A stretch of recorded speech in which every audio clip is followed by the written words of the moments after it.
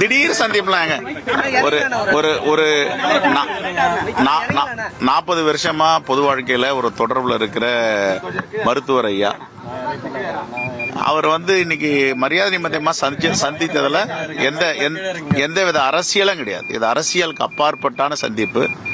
நேற்றுக்கு கடலூர் மாவட்டம் காட்டுமன்னார் கோவில்ல தலைவர் இளைய பெருமாளுடைய 100ஆண்டு நிறைவு விழா, நானும் மேனாள் ஒன்றிய அமைச்சர் ஐயா ப. சிதம்பரம் எல்லாம் கலந்துட்டோம். நேற்றுக்கு 2-3 மணி ஆயிடுச்சு. பாண்டிச்சேரியில் தங்கிட்டு காலையில இந்த பக்கம் போகும்போது இவ்வளவு தூரம் வரமே ஐயாவை பார்க்கறதுக்கு ஒரு வாய்ப்பு இருந்தால் ஐயாவை பார்த்துட்டு போறோம். அவ்வளவுதான். அவருடைய உடல்நிலையை விசாரிச்சுட்டு போறோம். வேற ஒன்னும் இல்லை. இது ஒரு இருவருக்கும் பரபரப்பான ஒரு மோதல் போக்கு ஏற்பட்டிருக்கிறது. திமுகவுடைய சாதகமா பேசுற மாதிரி ராமதாஸ் இருக்கிறாரு. சம்பந்தமா கூட்டணி சம்பந்தமா பேச இல்ல இது கூட்டணியும் இல்லை, அரசியலும் இல்லை, எந்த பிரச்சனையும் இல்லை. இது சந்திப்பு மரியாதை நிமித்தமான சந்திப்பு. இவரு இல்ல, அது நாங்க யாரும் சமாதானம் பண்றதுக்கு? அதெல்லாம் ஒண்ணு. அவங்க சமாதானமா இருந்தா மகிழ்ச்சி. அதாவது திமுக கூட்டணிக்கு பாமக வருவதற்கு வாய்ப்பு இருக்கா சார்? இது யார் முடிவு பண்ணணும்? திராவிட முன்னேற்ற கழக தலைவர், இந்தியா கூட்டணியுடைய தலைவராக இருக்கிற தமிழ்நாட்டில் மாண்புமிகு முதலமைச்சர் அண்ணன் தளபதி முடிவு பண்ணணும். நான் முடிவு பண்ண முடியாது. இது என்னங்க, திமுகல எல்லா கூட்டணி கட்சியிலும் இன்டாக்டா இருக்கு. மீண்டும் நாங்க ஆட்சி அமைக்க போறோம். அவர் அன்புமணி அப்படி சொல்றாருன்னா அது புரிதல் இல்லாம சொல்றாரு. இப்ப நாங்க வரோம்னா மரியாதை நிமித்தமா சந்திக்கிறீங்கன்னா அரசியல் பேசினா அரசியலே பேசல. எங்க மூத்த தலைவர்லாம் பின்னாடி அண்ணன் விஜயன் இருக்காரு, எங்க பொருளாளர் ரூபி மனோகரன் இருக்காரு. நாங்க எல்லாம் தான் சந்திச்சோம். அன்புமணி தொடர்ந்து திமுக குற்றச்சாட்டி வராரு. அவர் பாஜக எதனா சமாதானம் பண்றதுக்காக அப்படி சொல்லுவாரு கண்டி, அவர் உள் மனசு அப்படி சொல்லாது. என்ன தேவை இருக்கு சொல்லுங்க பாப்போம். திராவிட முன்னேற்ற கழகம் பிரச்சனை பண்றதுக்கு பாமக என்ன தேவை இருக்கு சொல்லுங்க. அவங்க இன்டாக்டா இருக்காங்க, நல்ல வளர்ச்சி பாதையில போயிட்டு இருக்கு. தமிழ்நாட்டை பெரிய மாநிலமா கொண்டு வராங்க. எல்லா துறையும் வெற்றிகரமா நடந்துட்டு இருக்கு. இன்னைக்கு சமூக ஸ்கீம்ஸ், சோசியல் ஸ்கீம்ஸ், சமூக பாதுகாப்பு நலத்திட்டங்கள்லாம் இந்தியாவிலே நடக்காத அளவுக்கு நடத்திட்டு இருக்காங்க. எதுக்காக பாமகக்குள்ள குழப்பம் ஏற்படுத்தணும்?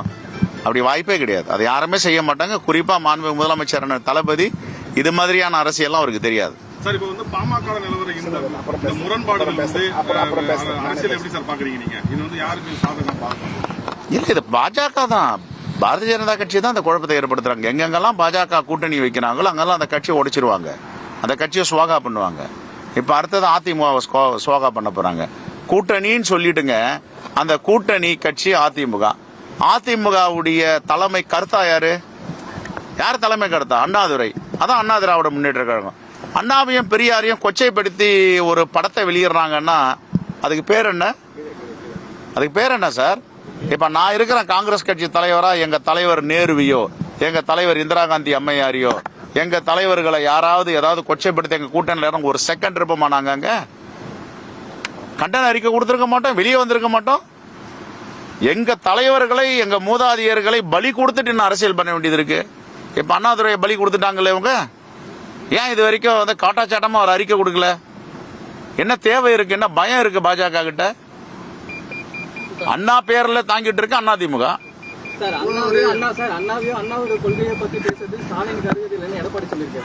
இப்ப அண்ணாதுரையை பத்தி நான் கேக்குறேன். அண்ணாதுரையை பத்தி, பேரறிஞர் அண்ணாதுரையை பத்தி இப்படி கொச்சைப்படுத்தி ஒரு கார்ட்டூன் படம் வெளியிடுறாங்க, திரைப்படம் வெளியிடுறாங்களே, இவங்க ஏன் கண்டிக்கல? இது வரைக்கும் என்ன எதிர்வினை ஆற்றி இருக்காங்க? அப்படின்னா அண்ணாதுரையை காட்டி கொடுத்து விட்டு அரசியல் பண்ணணும் தேவை இருக்கு. Okay, right. நன்றி எல்லாருக்கும். திமுக கூட்டணி மேயர்லாம் துணை மேயர் காங்கிரஸ் பல பேர் இருக்காங்க. அவங்களுக்கு உரிய மரியாதை வழங்கல, அவங்களுக்கான நிதி ஒதுக்கீடு சரியா செய்யலன்னு குற்றச்சாட்டு இருக்கு. இல்ல, அதை நாங்க பேசிட்டு இருக்கோம். அது ஒன்னும் பிரச்சனை இல்லை, நாங்க விரைவில் தீர்த்துடுவோம். பாமக நிறுவனர் ராமதாஸ் திமுக பக்கம் சாயறதுக்கான வாய்ப்பு இருக்கா? அது சம்பந்தமா உங்களுடைய அரசியல் கருத்துக்கள்? அவரு பாமக நிறுவனர், இந்திய அரசியலை கரைத்து குடித்தவர். அவர் யாரு பக்கமும் சாயலாம் மாட்டாரு. அந்த முடிவு எடுக்கிறது நியாயமான முடிவு. எது தமிழ்நாட்டுக்கு தேவையோ அந்த முடிவு எடுப்பார். தொடர்ந்து கலைஞர் பாராட்டிட்டே வராரு. அவரை போல நான் இருக்கணும், அவரை போல நாங்க என் மகன் இருக்கணும் அப்படின்னு சொல்றாரு. கரெக்ட். இன்னைக்கு முத்தமிழறிஞர் கலைஞர் ஒரு முன்னுதாரணம். அதே மாதிரி தந்தை சொல்விக்க மந்திரம் இல்லைன்னு சொல்றதுக்கு நம்மளுடைய மாண்புமிகு முதலமைச்சர் தளபதி ஒரு முன்னுதாரணம். அதை சொல்லியிருக்காரு. பாமக திமுக கூட்டணி வரதுக்கு வாய்ப்பு இருக்கா? எப்ப நான் கூட்டணி பத்தியே பேச வரல. நீங்க கூட்டணின்னா நான் நலம் விசாரிக்க தானே வந்திருக்கேன். அவர் மேல அக்கறை உள்ளவன். இல்ல பரபரப்பான சூழ்நிலை மோதல் போக்கு ஏற்பட்டிருக்குது. இந்த டைம்ல வந்து நீங்க நலம் விசாரிக்கிறதுன்றது ஒரு அரசியல் போக்கு கரெக்டா இருக்கு. இதுதான் நம்முடைய பார்வை சரியில்லை. இப்ப நாளைக்கு இங்க இருக்கிற கேமராமேன், இங்க இருக்கிற எங்களுடைய அருமை தோழர்கள், ஜேர்னலிஸ்ட், உங்களுக்கு எதனா ஒன்னா கூட நான் வந்து நல்லா விசாரிப்பேன். திமுக கூட்டணிக்கு பாமக வந்தா காங்கிரஸ் ஏற்றுக்குமா சார்? நான் திருப்பி சொல்றேன், அது தமிழ்நாட்டுடைய முதலமைச்சர் மாண்புமிகு தளபதி அண்ணன் மு.க. ஸ்டாலின் அவர்கள் தான் முடிவு பண்ணணும். நான் முடிவு பண்ண முடியாது. அவர் முடிவு பண்ணிட்டாரா நாங்க என்ன சொல்ல முடியும்? இல்லங்க நான் ஏத்துக்கிறேன் பாமக உள்ள வருது, நம்ம என்ன சொல்ல முடியும்? ஒன்னும் சொல்ல முடியாது. அதனால இது வந்து தமிழ்நாட்டை நலனை பாதுகாக்கின்ற கூட்டணி, தமிழ்நாட்டு மக்களை நல்வழிப்படுத்துகின்ற கூட்டணி, தமிழ்நாட்டு மக்களை முன்னேற்றத்திற்கான கூட்டணி தான் இந்தியா கூட்டணி. அதிக தொகுதிகள் திமுக கூட்டணியில் இருக்கக்கூடிய பெரும்பாலான கட்சிகள் வந்து அதிக தொகுதிகள் கேட்குது. அதனால பாமக உள்ள வரதுக்கான வாய்ப்பு இருக்குமா?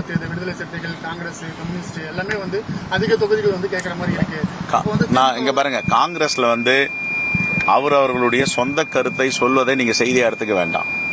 காங்கிரஸை பொறுத்த வரைக்கும் எங்களுடைய அகில இந்திய காங்கிரஸ் தலைமை முடிவெடுக்கும். இப்ப நானே முடிவெடுக்கணும்னா கூட அகில இந்திய காங்கிரஸ் தலைமையுடைய ஒப்புதல் பெற வேண்டும். அப்பதான் நான் வந்து முடிவெடுக்க முடியும். அதனால இவங்க பேசுறாங்க, அவங்க பேசுறாங்க, அதிகமா தொகுதி கேட்டாங்கன்னா காங்கிரஸ் பேர் இயக்கத்தில் அப்படி சொல்றதெல்லாம் வந்து அரசியல் ஆதாரபூர்வமான செய்தி கிடையாது, ஆதாரபூர்வமான அறிவிப்பும் கிடையாது. எங்க அகில இந்திய காங்கிரஸ் தலைமை என்ன முடிவு பண்ணதோ அதுதான் எங்களுடைய முடிவு. அவரவர்களுக்கு ஆசை இருக்கு சொல்லலாம், ஆனா அது வந்து ஆக்கப்பூர்வமானதா இருக்காது, அதிகாரப்பூர்வமானதா இருக்காது. நன்றி, தேங்க்யூ.